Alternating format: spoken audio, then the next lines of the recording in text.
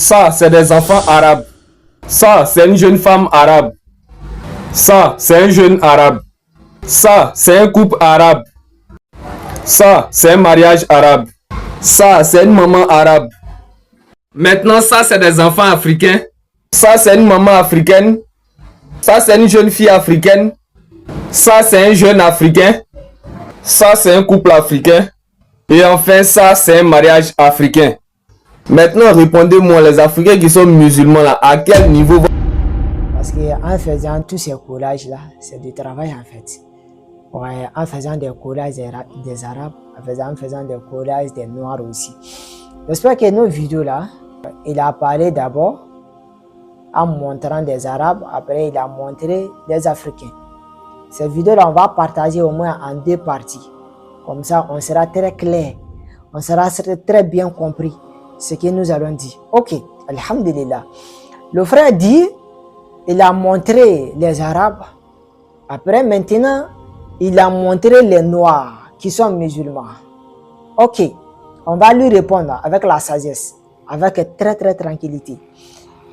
Moi aussi, j'aimerais lui poser la question. Voilà. La vie que nous sommes dedans là, chacun a son choix. Est-ce que tu comprends? De la manière que tu es là, c'est un choix.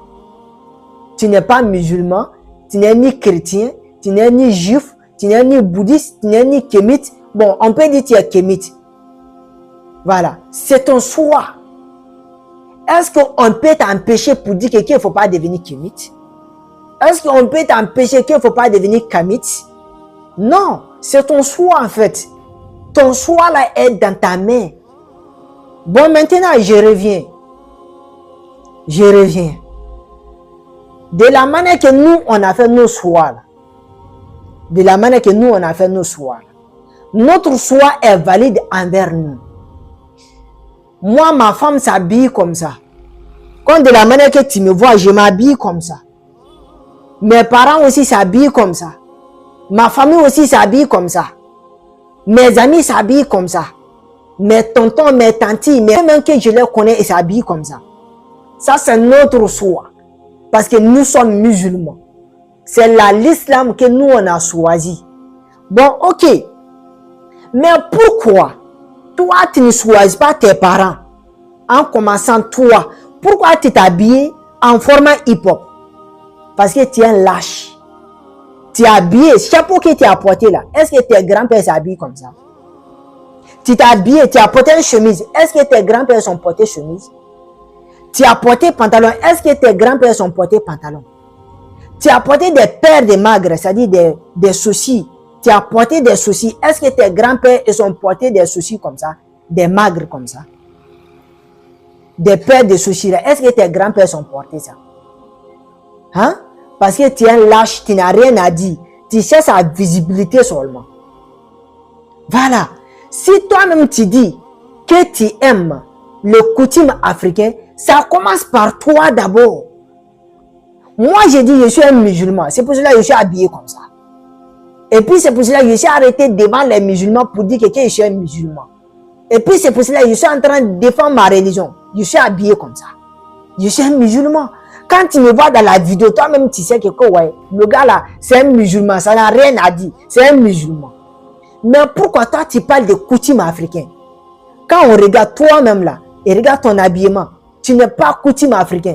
Pourquoi tu ne mets pas des traces blanc dans ton visage? Mais pourquoi tu ne tatoues pas de ton visage comme de la manière que les Burkinabés font? Tu prends des lampes pour déchirer de ton corps, ou bien en désirant de ton peau. Parce que ça fait partie des cultures africaines. Ça fait partie des cultures africaines. Tu t'habilles maintenant en style hip-hop. Tu as porté chapeau hip-hop. Après, tu as porté chemise, tu as porté pantalon. Est-ce que tes grands-pères s'habillent comme ça? Hein? Bon, je te demande maintenant, de la manière que toi-même tu es en train de dire, les gens doivent s'habiller en tradition africaine. Est-ce que ta femme s'habille comme ça? Est-ce que tes enfants s'habillent comme ça? Est-ce que tes frères s'habillent comme ça? Est-ce que tes amis s'habillent comme ça? Bon, on demande maintenant, est-ce que tes parents là même les s'habillent comme ça? Comment ça, de ton père, de ta mère, tes frères, tes soeurs? Est-ce qu'ils s'habillent avec la tradition africaine? Si vous voulez imposer quelque chose, ça commence par vous. Voilà. C'est pour ça qu'il y a d'autres kémites qui sont en train de parler. Quand tu vois les habillements, tu sais que ouais, c'est les Africains. Mais eux-mêmes, est-ce qu'ils s'habillent comme ça en la vie réelle? Voilà la question. Je suis habillé parce que je dois faire une vidéo. Et puis, je suis habillé, je dois sortir pour aller chercher mon argent. Ça fait deux qui n'ont rien à voir. Je suis habillé, je dois faire une vidéo. Et puis, je suis habillé, je dois sortir pour aller chercher mon argent. Ça fait deux qui n'ont rien à voir. Voilà. Donc, toi maintenant, là, tu dis que tu veux valoriser la culture africaine. Ça commence par toi. Mais pourquoi, avant de faire cette vidéo, tu t'es pas habillé en tant qu'un culture africain? On voit que tu défends la culture africaine. Pourquoi? Parce que tu pousses les gens à faire quelque chose. Toi-même, tu ne fais pas ça. Ça, on appelle chéti. Tu es un lâche, en fait. Quand tu veux proposer quelque chose à les gens, quand tu dis d'abord, bon, tu vends quelque chose, ou bien quand tu dis les gens, faites ça. Il faut que les gens doivent voir d'abord que toi-même, tu fais ça. C'est ça on appelle la honnêteté. C'est ça on appelle qui tu défend la culture africaine. Toi-même, tu es habillé en style hip-hop, chapeau hip-hop, chemise, des pantalons, des soucis. Tes grands-pères n'ont pas connu ça. Toi-même, tu es en train d'humilier la culture africaine. Pourquoi? Tais-toi.